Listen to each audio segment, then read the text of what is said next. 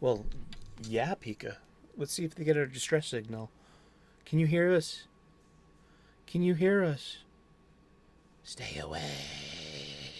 No, don't say that to the guests, Pika. No, everyone's welcome here.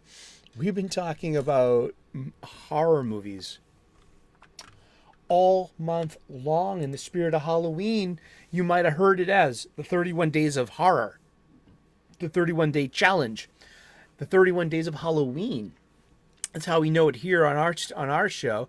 And I am a huge horror movie fan. And not only am I a fan of the movies, I like to own them too. I like physical media. I like the boxes. I like the spines, and I like seeing them on my shelves. And it makes me happy, and it makes me happy to just now I have this. I got like a vast collection of horror movies, and it's just doing this show has given me the movie bug to like buy, take chances on just like, hey, like, wow, that's pretty inexpensive on the online supply chain. It's like, whoa, this one, it was what, 67% off? Okay, sure, I got room for you. Team Thomas on this coming Sunday. Thomas Gilkey, the Gilk Man, friend of ours and part of the local federation of nerds and geeks and misfits that all meet up sometimes for movies. And it's been nice to have met new friends this late in life. So he met his goal. He smashed his goal. He's one of the largest individual people contributors for the Doug Flutie Jr. 5K walk run for autism awareness, and very proud of him. Thank you. And he gave me a T-shirt. Met him for lunch yesterday. I got a T. I met Thomas Gilkey for lunch, and all I got was this T-shirt. And I'm proud of that. And to be your friend, buddy. Awesome.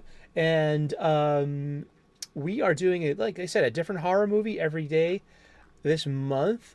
We kind of started the month off with a focus on 70s and 80s slasher movies with an emphasis on Friday the 13th, A Nightmare on Elm Street, and at least the first three Halloween movies. Also threw in a couple of other related slasher movies in the mix too. And so now the emphasis is off of slasher, and we're gonna end. There's only about a week left in the month, so there are only so many movies that we're going to be able to get to. This was on the list. This was a conscious decision. This was challenging for me, to be honest with you. Quite honest with you. This was made in 1997. This is the Paul W.S. Anderson movie Event Horizon, starring Lawrence Fishburne and Sam Neill and very beautiful Jolene Richardson. I am just we're here to talk about this movie, but let's talk about what led up to this. I mean, I hated this movie when I first saw it, and it was made. I saw it when it came out on video. We rented it, and I felt it was kind of disturbing in a way, and it's supposed to be. It really is. It was done that way on purpose. But I will say that I'm blessed that there is a commentary track on this DVD with director Paul W.S. Anderson and producer Jeremy Bolt. And I'm grateful for that. I really am. Because it took the emphasis off of paying attention to the movie. I ended up stopping it after Act 1, rewinding it a bunch, because I'm like, I missed so much shit. No, we're not watching the movie, Pika. I'm not going to do that to you again. Thank you. You are so tough. You really are. You know Paul W.S. Anderson, not to be confused with Paul Thomas Anderson. Because remember, there were two huge directors of the 90s and double aughts, but Paul Thomas Anderson is He did Boogie Nights and Magnolia, Punch Drunk Love. He did the wonderful There Will Be Blood, and he did a few other ones. Oh, I forgot about Licorice Pizza.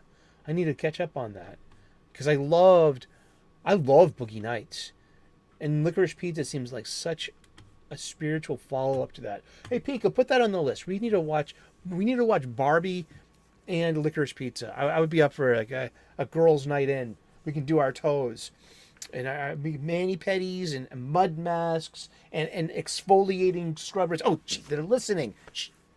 I actually grew up with a bunch of aunties, and they would always be like giving me skincare products and putting mud masks on me. Like they were doing it themselves, so they would do it to me. Here I am, this little kid, and like I actually thought it was kind of cool. There I got green face all over, and then it was crinkle and crunch off once it dried, and it was actually pretty fun for a kid. And it may have paid off because I'm 50 years old, and I get confident. I don't really. I defy my age a bit. Maybe that had something to do with it. But Paul W.S. Anderson, he's a different director. He found. Let's see. What are the movies he did? Let's just go down his list because it's gonna blow your mind to be like, holy shit. He did all this. Yeah, you're going to be like, Paul W.S. Anderson did a lot of action movies. And he's also married to Mila Jovovich. Lilu Dallas. Multipass. Yeah, he knows it's a multipass. He did Mortal Kombat in 1995. That was his second movie. His third movie in 1997, Event Horizon. This huge, over-the-top, horrific sci-fi. It's like a haunted galleon. It's like a haunted house movie in space. He did Soldier, 1998 Soldier with Kurt Russell, which could or could not be tenuously, maybe adjacent to the history of both Aliens and Blade Runner. It's some kind of Rosetta Stone, some of like supposed continuity between between these cinematic universes. I've only heard so much about it.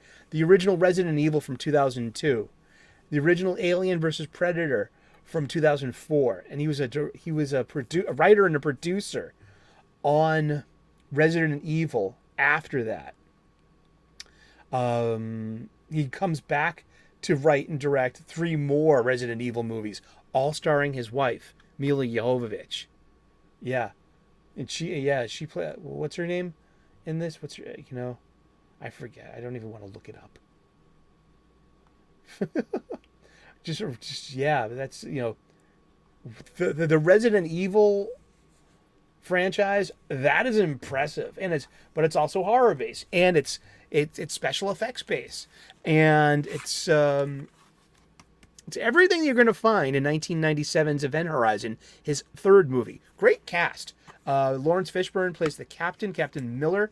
He's the captain of like a Coast Guard cutter in a solar system where there needs to be a rescue mission.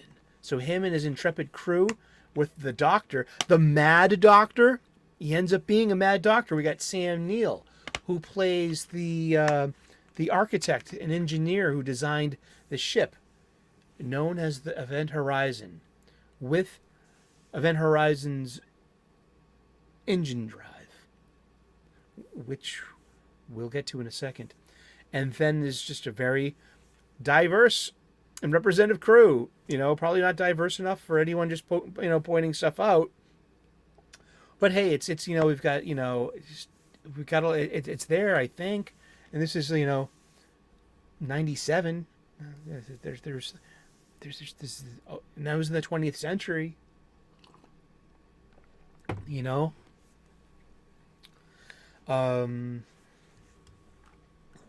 Event Horizon. Let's get to it. The particulars.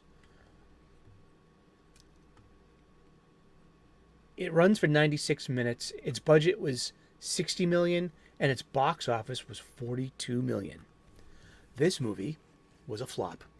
That's a flop. Yeah. You didn't break even. on your budget. And that's apparently like, no, I'm not one of these shows like our friends shows. Our friends have shows, they really get into the numbers and they really talk about this or that. So one thing I know that your production budget is different than your marketing budget. You know. So but this movie actually, like all cult classics, has gained its notoriety and it's gained its intense fan base in the home video realm. Sure, this flopped at the box office, but it's probably more than made up for it in its sales and in, cents in 25 years. Almost, yeah? Is that it? That'd be 35 years. Oh, gosh. And it released in the in August 15th, 1997. And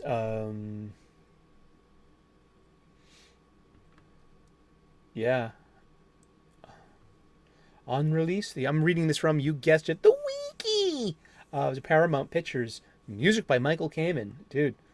Cinematography by Adrian Biddle.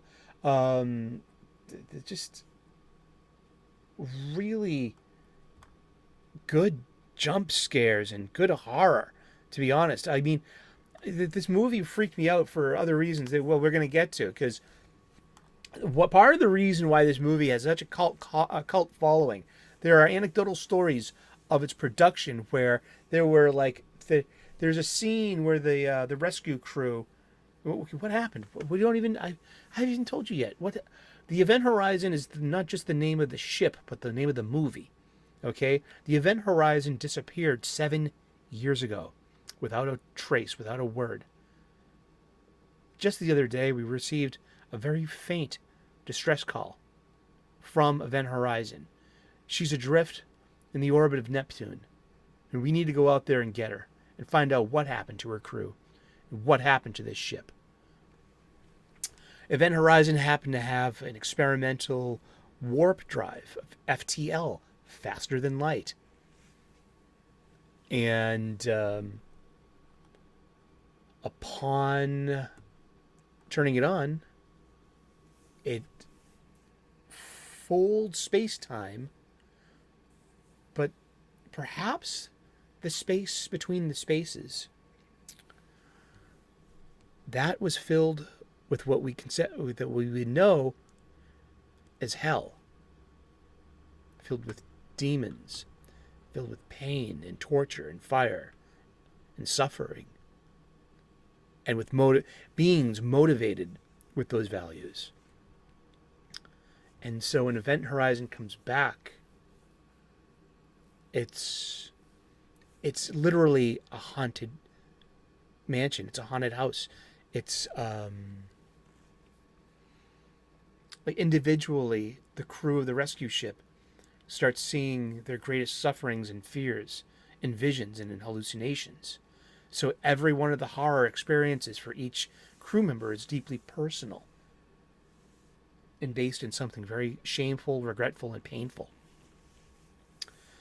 And but it's a lot like, say like The Shining, where it's just like that is a haunted house, and it's going to mislead you down certain hallways, and you shouldn't be chasing ghosts.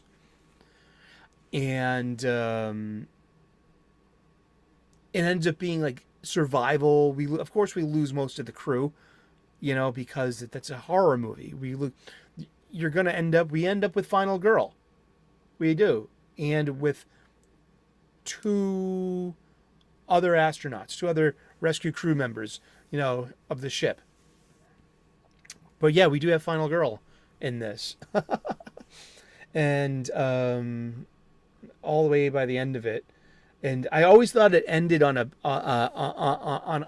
twist, and I was wrong. That was just a Jolie Richardson's character's Stark. That was Stark. Her anxiety. She woke up and she thought they didn't make it. They were trapped in the hell dimension between that we cut through to fold space.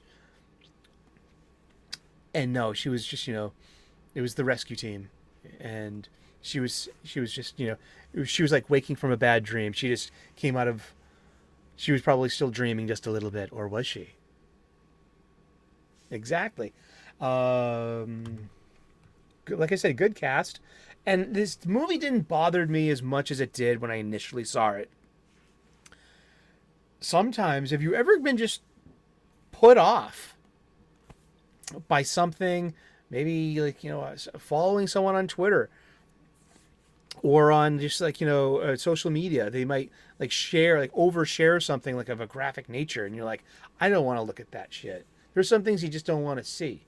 And I don't like, so some of the shots in Event Horizon to describe what went on with the crew once they entered Fold Space, this dimension that they cut through to get through to Alpha Centauri and back again,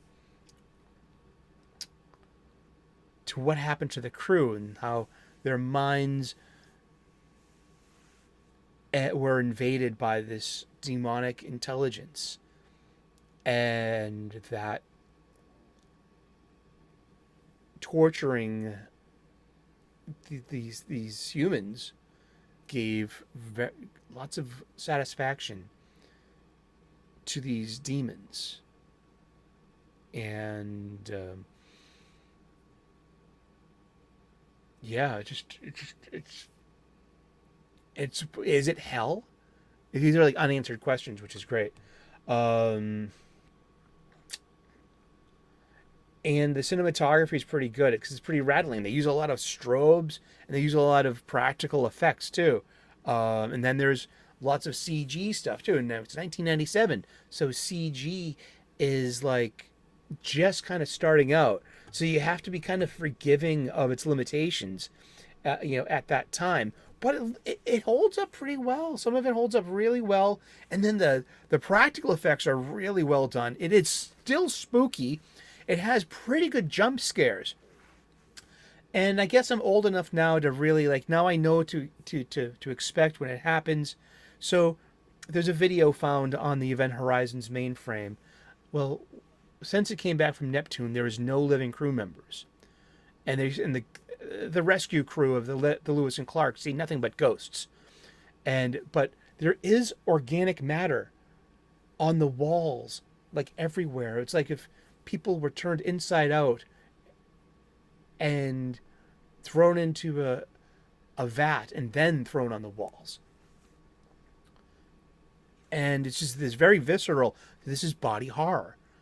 And this is just, it showed a lot of just like, in a lot of rapid fire montage things. So the scene I'm talking about too was filmed, I believe, in Europe, and it involved actual corn stars of the time, with, and almost like there's an old movie with Roddy McDowall and Helen Mirren called Caligula, and it was rated X, and because it had actual sex scenes, pornographic scenes, and what should have been a rated R movie about one of Rome's worst Caesars, So it's said to have used and shot a lot of footage with these corn stars, covered in gore and in special effects, and then there were like graphic, demonic death scenes that really pushed, the rated R rating. And so apparently there have been lost footage, and even Paul W.S. Anderson says this. It was reduced unit footage. I think the studio never bothered watching it because they thought it was inserts and buttons being pressed or something. But what it all was actually all of the hell footage, influenced by Bosch, Hieronymus Bosch, Dutch, Netherlandish painter, and Bruegel, who was also Dutch and Flemish Renaissance painter. So there was a beauty to it, even though it was very disturbing. Paul W.S. Anderson. And there is supposedly it existed, and now it's lost. And it was real. It was like bloodier versions of the visions from hell, and there were more shots of actually. There were just visions of Miller, the captain, seeing the individual tortures of his crew, through this hell, in his confrontation with the mad scientist. Sam Neill now has been willingly possessed by the entity who controls the ship because he loves his ship. He has now come full circle, heel turn. He is the mad scientist. He is also kind of the mass killer too. So it has, like, is it a slasher movie? That's a good question. I don't know. I don't think so. It's sci-fi horror, like in the tradition of Alien and The Thing, but also we have supernatural aspects to it as well. Indeed, but it's called the Bloody Orgy video. And as Anderson was sometimes too busy filming other scenes, the second unit director Vadim Jean filmed some parts of it. Real-life amputees were used for special effects scenes where Event Horizon crew members were mutilated, and pornographic film actors were hired to make all the sex and grape scenes seem more realistic and graphic. The film's ending was a combination of two unused alternate endings. One did not have a jump scare, as the last two survivors are found by another rescue crew, and Stark hallucinates that she sees Ware, and and what he did to his eyes, and all these scars, the self mutilation under the influence of the demonic hell demon, for their adventure, for their pleasure, for their sheer satisfaction. Indeed. In an Event Horizon Q&A in 2011, Anderson was asked when extra footage would be made available. He said never, explaining that most of it was gone forever. But in a 2012 interview the next year, he announced that one of the producers had found a VHS tape with his original rough cut. He reiterated in 2017 that a director's cut would never be released, as the footage no longer exists. He asked about this VHS tape. He said neither he nor the producer had seen it yet, and the producer had moved to Spain. However, he's excited to watch it at some point. Maybe when it's a 40th anniversary in a couple of years. 30th anniversary in a couple of years. It will, maybe we'll see that.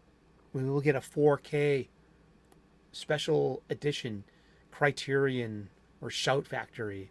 Something just, maybe it's already available. I'm not sure. I don't think so. I think it would have said so here, but under lost footage.